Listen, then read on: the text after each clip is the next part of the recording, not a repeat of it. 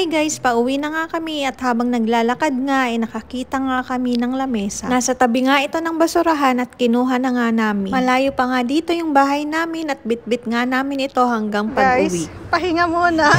Nasa magandang kondisyon pa nga ito kaya naman kinuha namin kasi pwede pa naman itong gamitin. 2 taon na nga kami dito at wala pa nga rin kaming lamesa. At sa wakas nga guys, magkakaroon na nga rin kami. Nakarating na nga rin kami sa bahay at nakakapagod ngang magbuhat. Mas napagod pa nga ako dito kaysa sa 8 hours duty ko. Konting linis nga lang ito at yung isang paa nga ay lalagyan lang para mabalance. Dito nga sa Qatar ay bawal nga mag-inarte. Kailangan mong maging madiskarte. Dahil hindi naman tayo mabubusog ng pag-iinarte natin.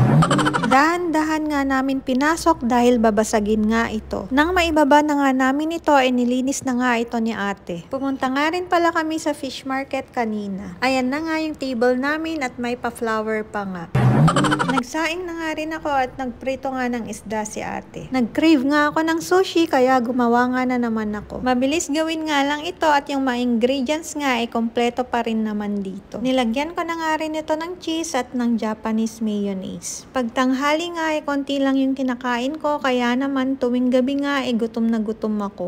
Tara na guys, kain tayo, kumaitam mga.